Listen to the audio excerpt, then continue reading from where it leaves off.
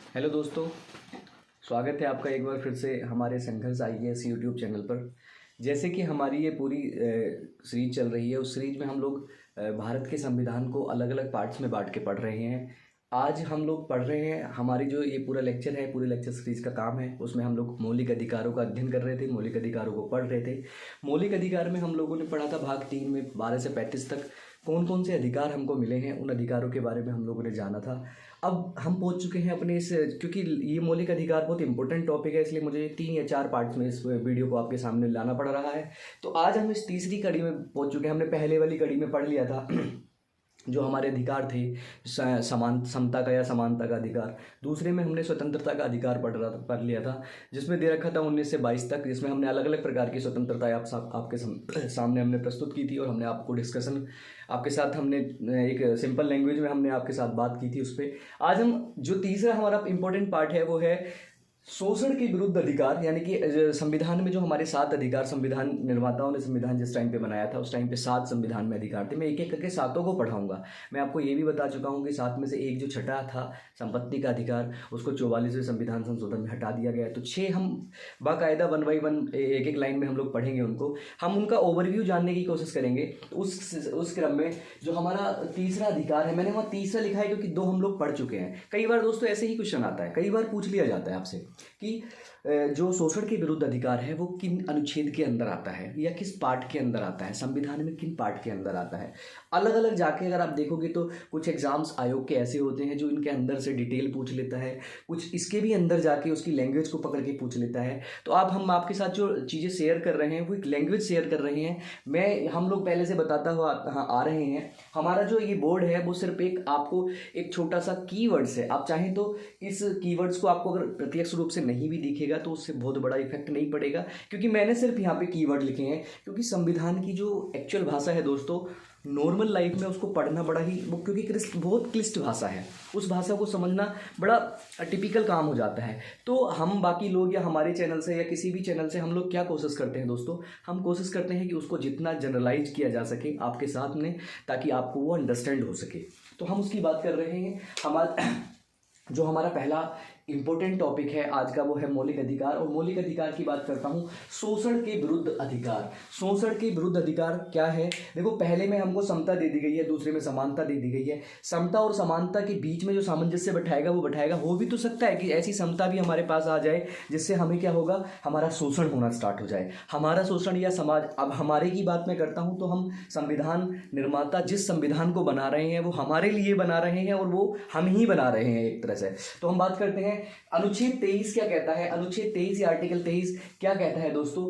कहता है कि जो भी ह्यूमन ट्रैफिकिंग है, यानी कि ट्रैफिकिंग वर्ड दिया है, ट्रैफिकिंग, दुर्व्यवहार और तस्करी, क्योंकि शोषण के विरुद्ध अधिकार है दोस्तों। तो ट्रैफिकिंग क्या होता है दोस्तों? ट्रैफिकिंग का मैं एक छोटे से लैंग्वेज में आपको बताता हूँ, छोटी सी भाषा में, एक सिंपल भाषा में आपको बताता हूँ। ट्रैफिकिंग होता है, मान लो आप किसी बच्चे को या छोटे या बड़े आदमी को किसी के एक स्थान से उठा के दूसरे स्थान पर बेच देते हैं, उसको दूसरी जगह जाके बेच देते हैं, तस्करी कर देते हैं। और तस्करी करने के बाद क्या करते हैं दोस्तों, आपने आए दिन देखा होगा कि दिल्ली में या बड़े बड़े शहरों में जो मेट्रो सिटीज़ होती हैं उसमें देश विदेश से और अलग अलग राज्यों से जो बेचारे गरीब होते हैं या फिर अल्पसंख्यक होते हैं या जो छोटे छोटे ऐसे लोग होते हैं जिनको जीवन यापन करने के लिए पैसा पूरा नहीं हो पाता है या आर्थिक रूप से कमज़ोर होते हैं, उन लोगों की लड़कियों को या उन लोगों के घर के लड़के को भी उठाकर दोस्तों दिल्ली, मुंबई या ऐसी जगह पे ले जाया जाता है और जाके उन्हें झोंक दिया जाता है वेश्यावृत्ति में दोस्तों। वेश्यावृत्ति में झोंक दिया जाता है। वेश्यावृत्ति में छोटी सी बच्ची होती है, आती है, वो उसी कल्चर में पलती है, उसी के साथ रहती है और वो उसको अपना प्रोफेशन बना लेती है। हमारे संविधान में दोस्तों ये जो एक्टिंग है पूरी, ये जो पूरा कार्य है कि ट्रैफिकिंग नहीं करनी है, ट्रैफिकिंग के थ्रू, ट्रैफिकिंग मतलब एक आदमी को उठा के दूसरी जगह ले जाके बेच दिया गया है, दूसरे चीज में लेके बेच दिया गया है, उसकी तस्करी कर दी गई है। आदमियों की बात चल रही है दोस्तों, आदमियों की बात चल रही है। उसके बाद वो लोग जो बिकते हैं, वो लोग जो जाते हैं अलग अलग, वो क्या हो जाते हैं दोस्तों, वो लग जाते हैं दुर्व्यवहार में। दुर्व्यवहार वेश्यावृत्ति है, दुर्व्यवहार व्यभिचार, ऐसे अलग अलग नाना प्रकार के आपको केस देखने को मिल जाते हैं। हम एक केस पे डिस्कस नहीं कर रहे हैं, हम केवल आर्टिकल्स के अंदर जो लैंग्वेज है उसके ऊपर डिस्कस कर रहे हैं। जैसे ही हम अपने डिटेल डिस्कशन की बात करेंगे, डिटेल डिस्कशन हमारे प्लेटफॉर्म, हमारी एप्लीकेशन और हमारी वेबसाइट पर जो वीडियो आप लोग कनेक्ट करेंगे, हमसे जुड़ेंगे, जब हम किसी एक पर्टिकुलर कोर्स की बात करेंगे तो हम इनके अंदर भी जो चीज़ें हैं दोस्तों, कब कब इनको कानूनन अपराध बनाया गया है, कब कब। लेकिन अभी हम क्या पढ़ रहे हैं, अभी हम केवल ये पढ़ रहे हैं कि इस अनुच्छेद में, इंडिविजुअल अनुच्छेद में, यूपीपीसीएस में, बीपीएससी में, एमपीएससी में, आरएएस में, किसी भी वनडे एग्जाम में अगर आपसे पूछा जाता है कि मानव दुर्व्यवहार संविधान के किस अनुच्छेद में वर्णित है, या संविधान के किस अनुच्छेद में, किस आर्टिकल में इसको इनबिल्ट किया गया है कि ह्यूमन ट्रैफिकिंग या दुर्व्यवहार या मानव तस्करी वाला, तो दोस्तों शोषण के विरुद्ध अधिकार के अंतर्गत जो अधिकार आता है दोस्तों, वो आता है आपका 23 अनुच्छेद। उसमें कहा गया है कि आप ट्रैफिकिंग नहीं कर सकते हैं, दुर्व्यवहार, क्योंकि ट्रैफिकिंग के थ्रू जो आदमी आते हैं वो दुर्व्यवहार में लग जाते हैं और उनकी तस्करी करके आप उनको गलत चीज़ों में नहीं झोंक सकते हैं, वो हमारे संविधान में वैलिड नहीं है। उसके लिए हमें संविधान में अधिकार दिया गया है कि हम सुप्रीम कोर्ट में और हाई कोर्ट में जाके अपनी अपील कर सकते हैं। दूसरे नंबर पे दोस्तों इसमें आता है बॉन्डेड। बॉन्डेड का मतलब मैं बताता हूं, बॉन्डेड क्या होता है। बॉन्ड आप समझते हैं, बॉन्ड का मतलब, आप कॉन्ट्रैक्ट का मतलब आजकल जो जनरलाइज्ड हो गया है, थोड़ा सा न्यू वे में आ गया है। मैं बात करता हूं बेगारी और बंधुआ मजदूर पे दोस्तों। बेगारी क्या होता है दोस्तों, मैं पहले बात करता हूं बेगारी और बंधुआ मजदूर पे। ये हमारे संविधान में बिल्कुल बंद है, क्योंकि शोषण के विरुद्ध है। अगर आप पूर्व मध्यकाल में जाएंगे या उससे पहले जाएंगे तो सामंतवादी एक व्यवस्था होती थी दोस्तों।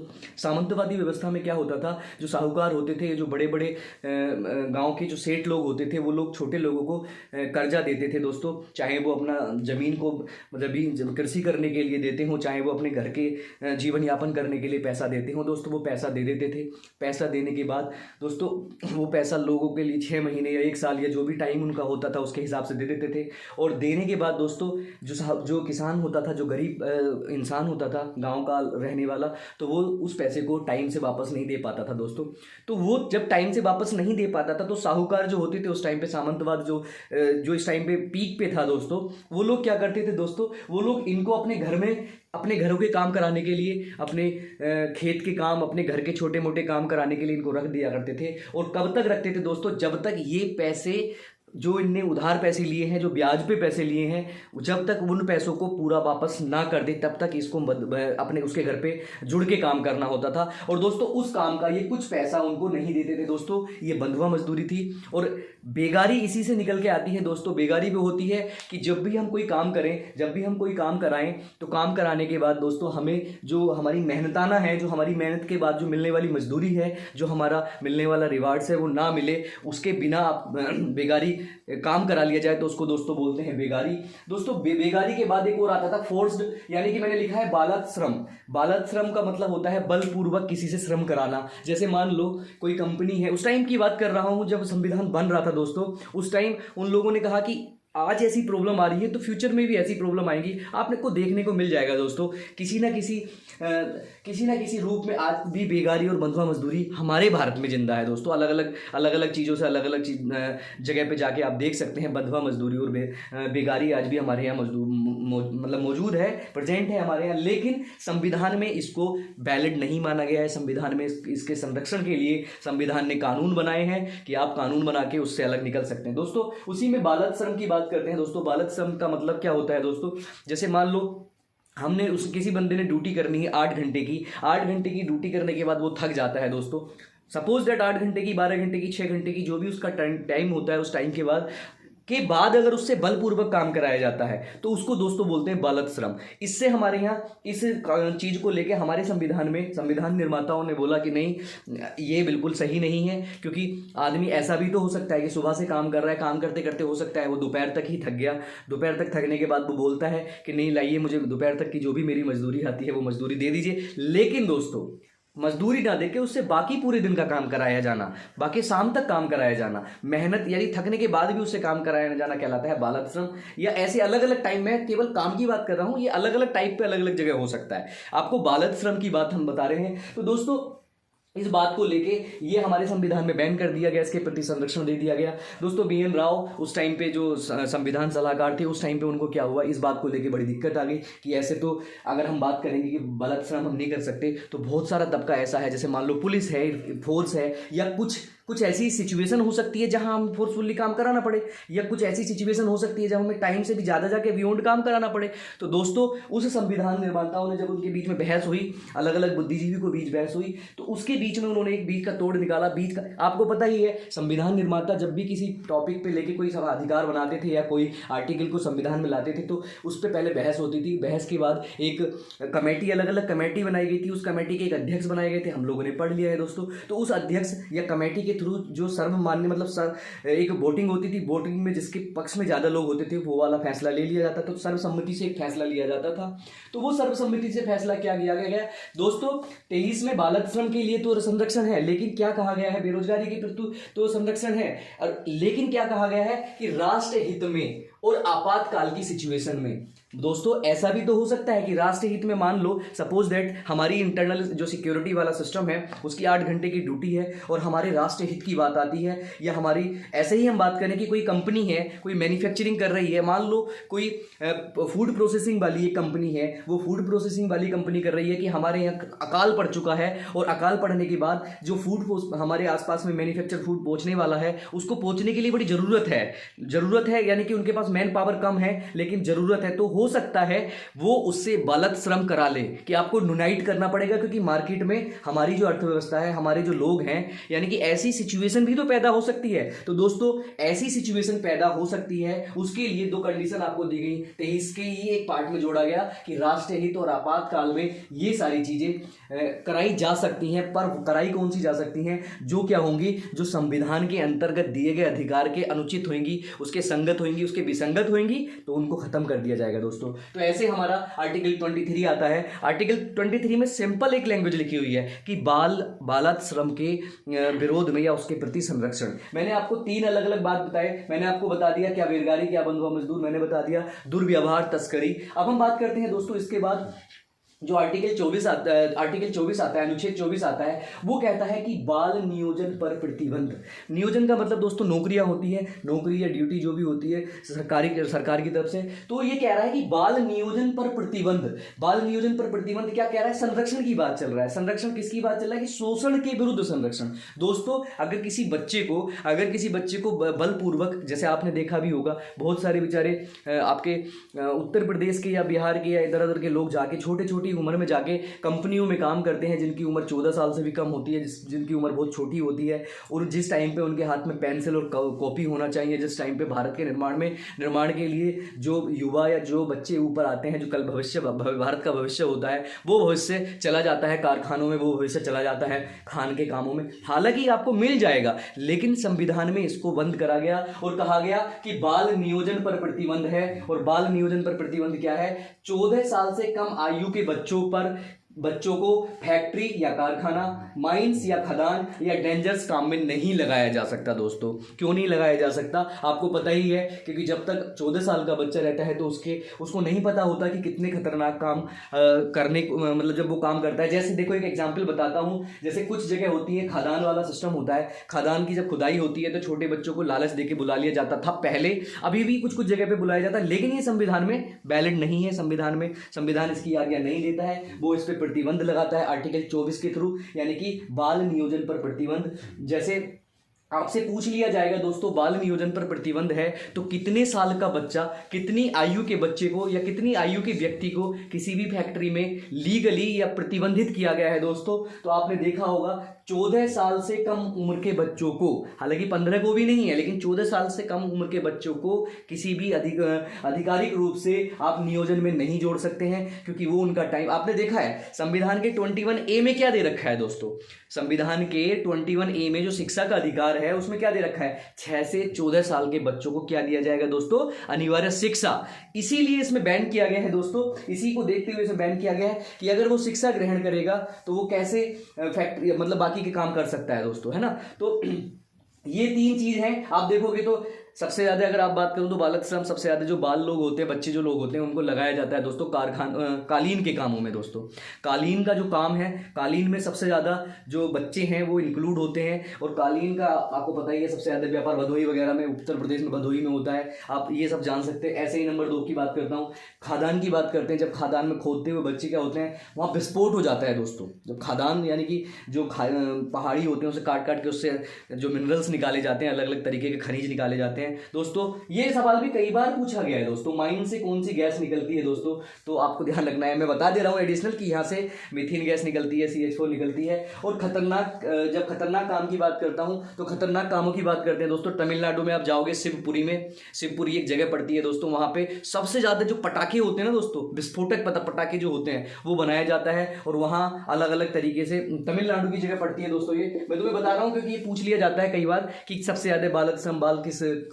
किस कार्य में या किस उसमें लगे हुए, तो कारखाने में सबसे ज़्यादा, कारखाने में भी स्पेशली कालीन निर्माण में। तो दोस्तों ये संविधान में वैलिड नहीं है, संविधान में इसके प्रति संरक्षण दिया गया है। तो दोस्तों ये दो अधिकार जो थे, जो हमारे 23 और 24 थे, वो शोषण के विरुद्ध अधिकार थे। अब हम दोस्तों शोषण के विरुद्ध अधिकार के बाद हम लोग पहुंचते हैं दोस्तों धार्मिक स्वतंत्रता का अधिकार। धार्मिक स्वतंत्रता का अधिकार जो हमारा 4 नंबर का अधिकार है, चौथे नंबर पे आता है। हमारे जो पूरे 7 अधिकार हैं उसमें चौथे नंबर पे आता है दोस्तों धार्मिक स्वतंत्रता का अधिकार, जिसमें अनुच्छेद 25 से अनुच्छेद 28 तक दिया गया है दोस्तों।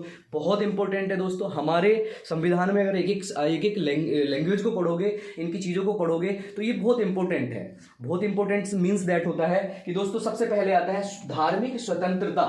हमारे संविधान में धार्मिक स्वतंत्रता भी दी गई है और हमारे संविधान में पंथ निरपेक्षता की बात भी कही गई है दोस्तों। कितना जबरदस्त कॉम्बिनेशन बनाया होगा उन लोगों ने, उन बुद्धिजीवियों ने। तो पहली बात क्या करता है दोस्तों, कई बार तो सवाल पूछा गया है कि आर्टिकल 25 या धार्मिक स्वतंत्रता किस आर्टिकल के अंतर्गत आता है, तो बिल्कुल क्लियर आपको देखना है, 25 से 28 के बीच में आता है।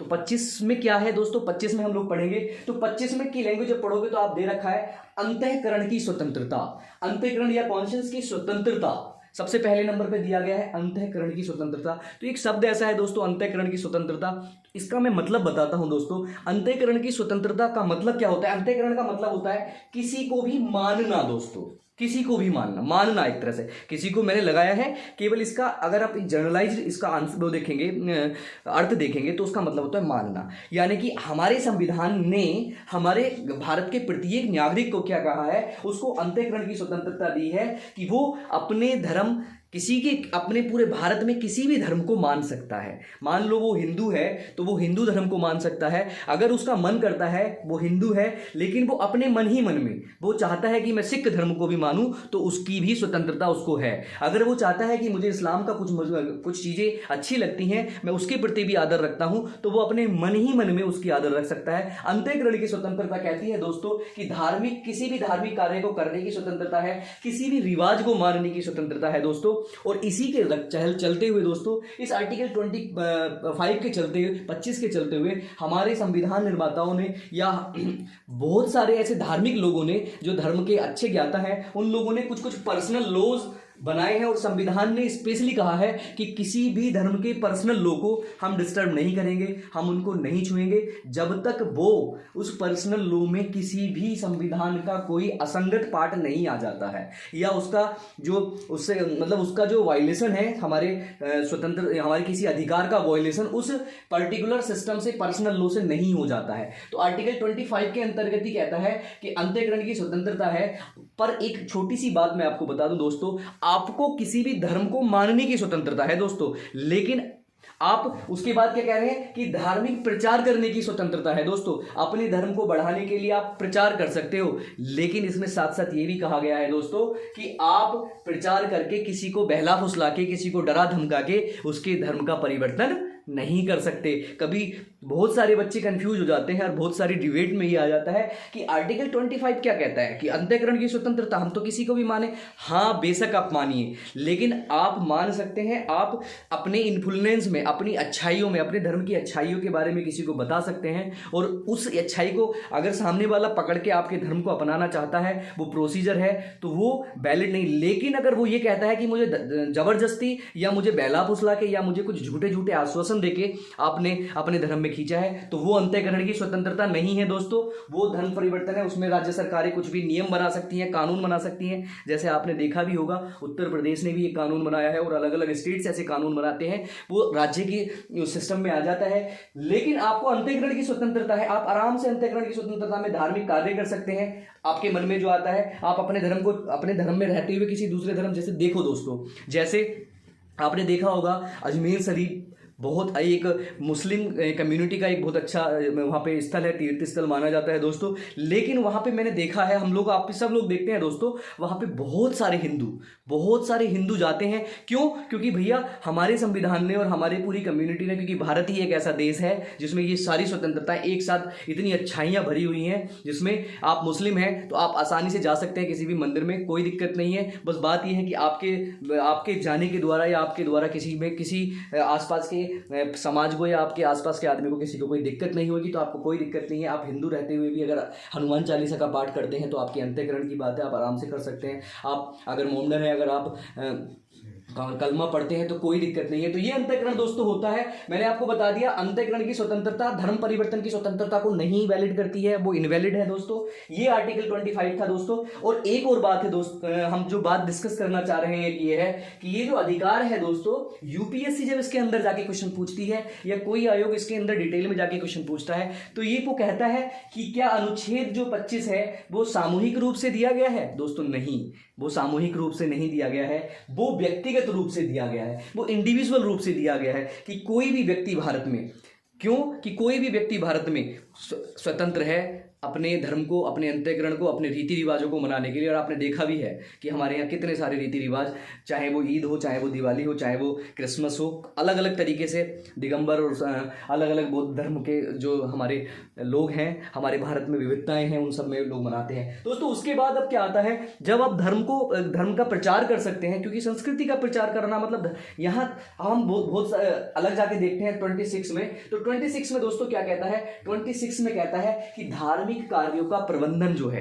धार्मिक कार्यों का प्रबंधन जो होगा, धार्मिक कार्यों का प्रबंधन मतलब मान लो कोई आपको एक बहुत जागरण करना है, या आपको कोई धर्म बना के एक ट्रस्ट बनाना है दोस्तों, आपको कोई संपत्ति खरीदनी है किसी मंदिर, किसी मस्जिद के नाम की, तो दोस्तों उसका प्रबंधन की जो बात करी गई है, प्रबंधन की जैसे ही बात करी जाती है दोस्तों, तो प्रबंधन में एक नहीं आता। जैसे ही आर्टिकल 26 है, पहले मैं बता दूं, आर्टिकल 26 जो है वो सामूहिक रूप से दिया गया है दोस्तों। और सामूहिक रूप से क्या दिया गया है कि आप किसी भी धार्मिक स्थल को, आप किसी धार्मिक ट्रस्ट को आप बना सकते हैं, उसकी स्थापना कर सकते हैं, उसके लिए संपत्ति अर्जित कर सकते हैं, संपत्ति खरीद सकते हैं, उसके लिए आप वैधानिक जो खर्च हैं, वैधानिक खर्च का मतलब क्या कहता हूं मैं, यहाँ पे शब्द लिखा है दोस्तों, वैधानिक खर्च ऐसा नहीं है दोस्तों, धार्मिक कार्यों का प्रबंधन में आप लोग जो खर्च कर रहे हैं, वो खर्च कर रहे हैं अपने हमारे यहाँ आपस में सांप्रदायिक दंगे कराने के लिए, या आप किसी एक पर्टिकुलर धर्म को ऊंचा दिखाने के चक्कर में दूसरे को नीचा दिखाने के लिए पैसे खर्च कर रहे हैं, ये हमारे संविधान में दोस्तों नहीं वर्णित है। तो 26 में दोस्तों धार्मिक कार्यों का प्रबंधन कैसे होगा, क्यों होगा, डिटेल में हम बाद में पढ़ेंगे। हम केवल यहाँ पे एक लैंग्वेज पढ़ रहे हैं जिससे आपको अंडरस्टैंडिंग आ जाए कि 26 क्लियर कट क्या कहता है कि धार्मिक कार्यों का जो प्रबंधन होगा, उस प्रबंधन का जो सिस्टम है, संरक्षण है, वो हमारे संविधान में धार्मिक स्वतंत्रता का अधिकार में दिया गया है 26 में। अब हम दोस्तों पहुंच जाते हैं 27 में। तो दोस्तों 27 में जब हमने कोई किसी धार्मिक काम का प्रबंधन किया, मैनेजमेंट किया, उसको ट्रस्ट बनाया, ट्रस्ट बनाने के बाद जमीन खरीदी या कुछ खर्चे अलग अलग किए, तो दोस्तों 27 क्या कहता है, 27 कहता है कि धार्मिक कार्यों का जो धन है, धार्मिक कार्यों से जो दिया गया धन है वो टैक्स फ्री होगा दोस्तों, उस पर कोई टैक्स नहीं लगेगा। आपने देखा होगा बड़े बड़े ट्रस्ट होते हैं, जैसे कि माता वैष्णो देवी का ट्रस्ट होता है या मुस्लिम वक्फ बोर्ड का ट्रस्ट होता है। ये जो ट्रस्ट होते हैं दोस्तों, इन ट्रस्ट में लोग अलग अलग तरीके से, अलग अलग जगह से पैसे इकट्ठे करते हैं, अलग अलग जगह पे खर्च करते हैं, करोड़ों अरबों रुपए का। जैसे कि आपने देखा होगा बालाजी का जो, चाहे बालाजी वाला हो, चाहे साईं, कोई भी ट्रस्ट हो दोस्तों, छोटा मोटा जो भी ट्रस्ट है, उन किसी भी ट्रस्ट पे दोस्तों टैक्स नहीं लगेगा। और आपको मैं बता दूं दोस्तों, ये एक तरह से हमारे संविधान में छोटी सी कमी भी है, आपको देखने को मिल जाएगी कि बहुत बड़े बड़े जो काले धन वाले लोग होते हैं, जिनके पास 2 नंबर का पैसा होता है, जिनके पास इधर से उधर से बिना गवर्नमेंट के या बिना कोई अच्छा काम किए, समाज को आगे बढ़ने के बिना दूसरा काम किया, यानी कि कह सकते हैं कि एक समाज के हित में ना काम करके पैसे इकट्ठे कर लेना जो होता है वो काला धन होता है दोस्तों। वो काला धन सरकार से छिपा के क्या करा जाता है, किसी ट्रस्ट को एक ट्रस्ट बना दिया जाता है, और ट्रस्ट बना के आपको पता ही है क्या क्या होता है, ब्लैक मनी का व्हाइट मनी कैसे करते हैं। लेकिन हमको उस पर नहीं जाना है, क्योंकि हमको नेगेटिव पार्ट पढ़ना ही नहीं है, हमको तो पवित्र डॉक्यूमेंट्स पढ़ना है दोस्तों। लेकिन मैं इसलिए बोल देता हूं बीच में, ताकि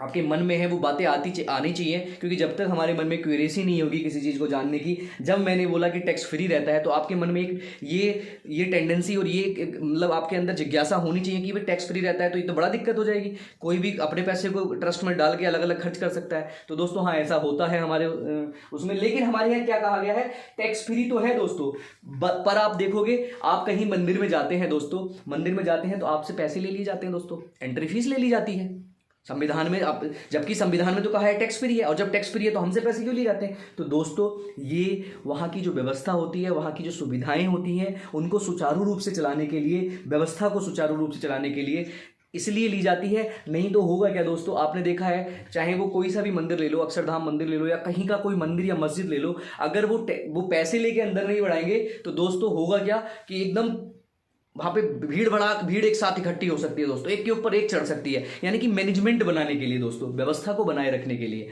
ऐसा होता है। और कई बार तो आपने देखा भी होगा, आपके मन में बड़ा अजीब सा लगता होगा, आप किसी मंदिर मस्जिद या कहीं अलग जगह जाते होंगे तो आपको दर्शन करने के लिए एक VIP लाइन होती है दोस्तों। VIP लाइन में आपसे 200 रुपये ले लिए जाते हैं, नॉर्मल लाइन में आपको फ्री 4 घंटे खड़ा होना पड़ता है, और VIP लाइन में वो आगे से दर्शन करा देते हैं। तो ये दोस्तों कुरीति नहीं है, ये केवल व्यवस्था को बनाए रखने के लिए, क्योंकि उन लोगों में से जो लोग वहाँ पे हैं, उन लोगों में से कुछ लोग ऐसे होते हैं जिनका टाइम बहुत इंपॉर्टेंट होता है। मैं आपको जनरलाइज समझाने की बात कर रहा हूं, ये कहीं लैंग्वेज में लिखा हुआ नहीं मिलेगा आपको, मैं समझाने की, क्योंकि कुछ लोग ऐसे होते हैं जिनके पास टाइम की बहुत कमी होती है और उनको जाना होता है और दर्शन भी करना जरूरी है, तो इसलिए वो कैसा करते हैं दोस्तों। तो हमारे संविधान के जो आर्टिकल 27 है उसमें क्या कहा गया है, धार्मिक कार्यों का जो धन होगा, उन पे खर्च होने वाला जो धन होगा या उसमें आने वाला जो धन होगा वो धन टैक्स फ्री होगा। बट सरकारें या मंदिर या ट्रस्ट उसमें एंट्री फीस आपकी लगा सकती हैं दोस्तों। उसके बाद दोस्तों हम बात करते हैं जो अनुच्छेद आता है 28, यानी कि हमने 25 से 28 तक पढ़ना था धार्मिक स्वतंत्रता का अधिकार। तो उसमें जो 28 आता है दोस्तों, 28 क्या कहता है कि सरकारी खर्च से चलने वाले संस्थानों में धार्मिक शिक्षा नहीं दी जाएगी दोस्तों। इसका क्या मतलब है, बहुत व्यापक अर्थ है दोस्तों इसका। अगर आप संविधान को पढ़ेंगे तो आपको इतनी लैंग्वेज, इतने केस मिल जाएंगे। जब आप किसी भी किताब को पढ़ेंगे, चाहे वो लक्ष्मीकांत हो, चाहे वो NCERT हो, चाहे वो किसी और बौद्धिक प्रकाशन की किसी भी स्पेशल, चाहे DD बसु, किसी किताब को आप पढ़ेंगे तो वहाँ केस के साथ आपको समझाया जाता है। हम बात कर रहे हैं केवल जनरलाइज लैंग्वेज की, क्योंकि हम भी उसको डिटेल में आपके साथ शेयर कर सकते हैं। डिटेल में शेयर करने के लिए आपको पता है कि आपको कम से कम फिजिकली होना पड़ेगा, या फिर हमारी जो एप्लीकेशन है उसमें आपको आई कॉन्टैक्ट, या फिर आपके सामने बैठ के हम पूरी डिटेल में चीज़ को बताएंगे। 2 घंटे भी हो सकते हैं, 2 घंटे 1.5 घंटे भी क्लास चल सकती है। तो दोस्तों 28 क्या कहता है, बड़ा सिस्टम कहता है कि किसी भी सरकारी संस्थान, यानी सरकार के द्वारा चलाए जाने वाले, यानी कि सरकारी स्कूल्स हो सकते हैं, सरकारी जो भी संस्थान हो सकते हैं, उन संस्थान में धार्मिक शिक्षा नहीं दी जाएगी दोस्तों। अनिवार्य रूप से धार्मिक जो शिक्षा है वो नहीं दी जाएगी, केवल एक जनरलाइज शिक्षा दी जाएगी, चाहे वो किसी भी धर्म का हो। उसको ऐसा नहीं है कि मुस्लिम है तो वो नहीं पढ़ पाएगा या दूसरा बंदा है तो वो नहीं पढ़ पाएगा। सबको एक होलिस्टिक अप्रोच में, एक सबको बना के एक ऐसी शिक्षा दी जाएगी जो सबके लिए अच्छी हो, किसी भी धर्म के लिए स्पेशली ना हो। और उस संस्थान में किसी भी धार्मिक कार्य के लिए, सपोज दैट कोई धार्मिक कार्य होता है दोस्तों, धार्मिक कार्य का मतलब होता है अगर कोई भी ऐसा किसी भी एक फंक्शन का ऑर्गेनाइज होने लगा कोई फंक्शन, वो धार्मिक है सपोज दैट, तो अगर मान लो कोई बंदा कहता है कि मैं इसमें पार्टिसिपेट नहीं करूंगा, तो आप उसको बाध्य नहीं कर सकते हैं, क्योंकि सरकार के द्वारा क्यों नहीं कर सकते हैं, क्योंकि दोस्तों हमारे संविधान की जो प्रस्तावना आपको पता होगा, 42वें संविधान संशोधन में एक वर्ड जोड़ा गया था पंथ निरपेक्ष, यानी कि धर्म से परे, सारे धर्मों को एक साथ मिला के रखने वाला, किसी एक धर्म को संरक्षण ना देने वाला जो हमारा संविधान है, वो इसीलिए सरकार के खर्चे से चलने वाले संस्थान हैं, उसमें कोई धार्मिक शिक्षा नहीं दी जाएगी। अब दोस्तों आपके दिमाग में आ रहा होगा कि धार्मिक शिक्षा नहीं दी जाती तो मदरसे और मस्जिद या फिर बाकी संस्कृत विश्वविद्यालय क्यों चलते हैं, अभी इसके बारे में डिस्कस करेंगे दोस्तों। केवल यहाँ पे ये कहा गया है क्योंकि धार्मिक स्वतंत्रता है, और धार्मिक स्वतंत्रता आप किसी पे थोप नहीं सकते हैं दोस्तों। आप किसी भी संस्थान में मान लो कोई मोमडन या मुस्लिम या जैनी या फिर ईसाई है, तो आपको उसको संस्कृत या उर्दू या ऐसे करके पढ़ा नहीं सकते हैं। क्यों? क्योंकि वो धार्मिक रूप से स्वतंत्र है दोस्तों। ठीक है, तो ये क्या है आर्टिकल 28। तो इसके साथ हमारा धार्मिक स्वतंत्रता खत्म होता है। उसके बाद हम बात करते हैं दोस्तों, पांचवा जो अधिकार आता है वो आता है शिक्षा और संस्कृति का अधिकार। शिक्षा और संस्कृति का अधिकार मतलब एजुकेशन एंड कल्चर के प्रति जो अधिकार है कि हमारी एजुकेशन और कल्चर कैसा होगा, उसके जो अधिकार है वो है आर्टिकल 29 और 30 में, यानी कि 29 में और 30 में। दोस्तों इंपॉर्टेंट है, आपको मैं बता दूं बहुत इंपॉर्टेंट है। इंपॉर्टेंट इसलिए है क्योंकि यहां से क्वेश्चन बहुत बार पूछा गया है कि शिक्षा और संस्कृति का अधिकार संविधान के किस अनुच्छेद में दिया गया है। तो संविधान के अनुच्छेद 29 और अनुच्छेद 30 में दिया गया है। दोस्तों अनुच्छेद 29 क्या कहता है, 29 को हम पढ़ेंगे। 29 कहता है कि अल्पसंख्यकों की हित की रक्षा करना। अल्पसंख्यकों के हित की रक्षा करना। दोस्तों ये अल्पसंख्यक कौन होते हैं दोस्तों? हमारे संविधान में, हमारे संविधान निर्माताओं ने, हमारे जो कानून के ज्ञाता हैं उन लोगों ने अल्पसंख्यकों को माना है। अल्पसंख्यक का मतलब दोस्तों ऐसा नहीं है कि मुसलमान या फिर ईसाई, ऐसा नहीं है दोस्तों। अल्पसंख्यक का मतलब होता है जनसंख्या में जो कम, हमारे संविधान के अनुसार जनसंख्या में जो उनसे कम लोग होंगे उनको अल्पसंख्यक माना जाएगा दोस्तों। जैसे आप देखेंगे नागालैंड, मेघालय में जाके कुछ लोग हिंदू कम है, कुछ मुसलमान कम है। हमारे इधर आके देखेंगे, हरियाणा में जाके देखेंगे वहाँ दूसरे लोग कम है, या अलग अलग स्टेट में, क्योंकि विविधताएं हैं दोस्तों। तो अल्पसंख्यक का मतलब जो कम, जिस भी जनसंख्या में जो कम है। आप नॉर्थ ईस्ट में जाएंगे तो वहाँ हिंदू बहुत कम है दोस्तों, तो वहाँ हिंदुओं को अल्पसंख्यक माना गया है। आप और हमारे यहाँ बाकी जगह पे जाके देखेंगे तो वहाँ मुस्लिम बहुत कम है, मुस्लिमों को अल्पसंख्यक माना गया है। कहीं पे ईसाई बिल्कुल कम है, वहाँ ईसाइयों को अल्पसंख्यक माना गया है। तो अल्पसंख्यकों की हित की रक्षा करी जाएगी। अल्पसंख्यकों की हित की रक्षा क्यों करी जाएगी? आप देखते हैं ना दोस्तों, कभी भी छोटे मोटे कोई सांप्रदायिक दंगे होते हैं तो सबके दिमाग में, या आप ही देख लीजिए 10 लोग आपको आके मारेंगे तो आप क्या कहेंगे? हम कम है ना, इसलिए तो हम पे अत्याचार कर रहे हो, इसलिए तो हमको मार रहे हो। अगर हम 50-60 होते तो फिर हमें कैसे मारते? तो दोस्तों ऐसे सिस्टम में कि कम का मतलब होता है अल्पसंख्यक। अल्पसंख्यक किसी कम्युनिटी या किसी जाति के लिए स्पेशली नहीं यूज करा गया है दोस्तों, बिल्कुल क्लियर रहना है आपको। तो अल्पसंख्यकों का सिस्टम कैसे करा गया, उनको इनकी हित की रक्षा कैसे करी जाएगी दोस्तों? जैसे कहा गया है संस्कृति, दोस्तों संस्कृति की रक्षा करी जाएगी। भाषा के हिसाब से, लिपि के हिसाब से, धर्म के हिसाब से, जाति के हिसाब से किसी भी संस्थान में आप उस संस्थान से उस बंदे को, उस अल्पसंख्यक को वंचित नहीं कर सकते हैं दोस्तों, वंचित नहीं कर सकते हैं। लेकिन वंचित कर ना सकने का मतलब दोस्तों मैं आपको बताऊं, जैसे आपने कह दिया कि अल्पसंख्यकों की हम रक्षा करेंगे दोस्तों, कुछ ऐसे केस हो सकते हैं। कुछ ऐसे केस कैसे हो सकते हैं? जैसे लिपि की बात करी जाती है दोस्तों। लिपि, उर्दू आपको पता है, खरोष्टी लिपि इधर से इधर लिखी जाती है, लेफ्ट टू राइट लिखी जाती है। जो हमारी संस्कृत है, संस्कृत सारी संस्कृत से निकल के आई है, वो लेफ्ट टू राइट लिखी जाती है। अलग अलग स्क्रिप्ट्स है।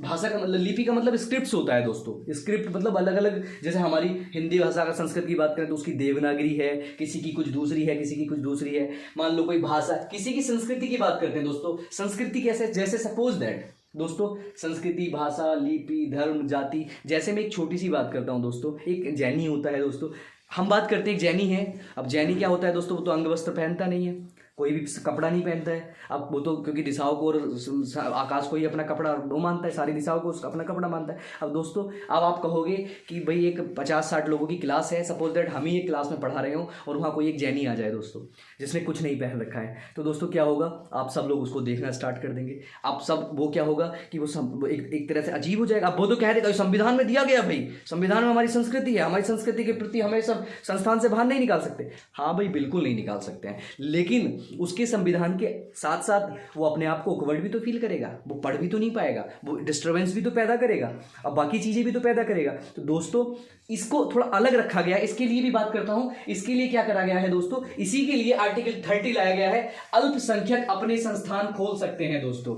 इसीलिए वो अल्पसंख्यक संस्थान होते हैं। आपने सुना होगा कि माइनॉरिटी का कॉलेज है, माइनॉरिटी का कॉलेज है। माइनॉरिटी कौन कॉलेज है दोस्तों? वही ईसाई, जैनी, जो बहुत सारे लोगों के बीच में अपने आप को असहज महसूस करते हैं। उसके लिए दोस्तों आर्टिकल 30 है, वो कहता है कि अल्पसंख्यक अपने संस्थान खोल सकते हैं। अल्पसंख्यक अपने संस्थान खोलने के बाद कहते हैं कि सरकार उन्हें भी धन उपलब्ध कराएगी। आर्टिकल 30 कहता है कि उन्हें भी सरकार धन उपलब्ध कराएगी। अब उन्हें धन उपलब्ध कराएगी दोस्तों, तो आप देखते हैं, आप क्या देखते हैं? संस्कृति है दोस्तों, संस्कृति है। जैसे संस्कृति का बात करता हूँ, छोटे बच्चे होते हैं, हम लोग थे, जब हम लोग छोटे पढ़ते थे तो हम लोगों को दोस्तों, हमारी क्लास में बहुत सारे लोग होते थे और हम लोगों को वंदना सिखाई जाती थी दोस्तों, वो संस्कृत की वंदना होती थी।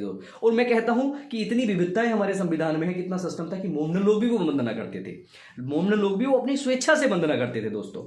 लेकिन ऐसे ही हमारे आसपास के कुछ लोग ऐसे होते थे जो मदरसे में पढ़ते थे दोस्तों, जो मदरसे में जो वहाँ पे मियाँ साहब होते हैं, जो उनके मौलाना साहब होते हैं, वो पढ़ाते हैं दोस्तों, वो उनकी कल्चर है, वो उनका सिस्टम है। वैसा नहीं है कि मदरसे में पढ़ने वाला हर एक इंसान मुसलमान हो गया और मुसलमान हमेशा खराब होता है। वो कल्चर है उनका, वो हमारे संविधान में उसको दे रखा है। हमारे संविधान ने कहा है कि भाई अपने मदरसा खोलो। और मदरसे के साथ साथ दोस्तों अगर ऐसा होता कि मदरसा पढ़ने वाले हर एक बंदे, उर्दू पढ़ने वाले हर एक बंदे खराब होते हैं, तो दोस्तों हमारे ही इसी संविधान में आप देखोगे संपूर्णानंद संस्कृत विश्वविद्यालय भी है जिसमें संस्कृत की शिक्षा कराई जाती है। ऐसे ही बहुत सारे आप देखोगे, एएमयू है, एएमयू अलीगढ़ मुस्लिम यूनिवर्सिटी। तो दोस्तों आप तो कहोगे कि उसमें मुस्लिम पढ़ने चाहिए, नहीं दोस्तों, भारत से अलग अलग जगह से लोग आके उसमें पढ़ते हैं। ऐसे ही आप देखोगे बीएचयू, आप देखोगे बीएचयू बनारस हिंदू की बात है, तो ऐसा नहीं है। तो ये केवल क्या है कि ये खोले गए हैं किस लिए कि जो अल्पसंख्यक हैं उस टाइम के अल्पसंख्यक के हिसाब से वो अपना संरक्षण कर सके दोस्तों। तो आपको बिल्कुल भी इधर से उधर नहीं होना है, आपको डगमगाना नहीं है।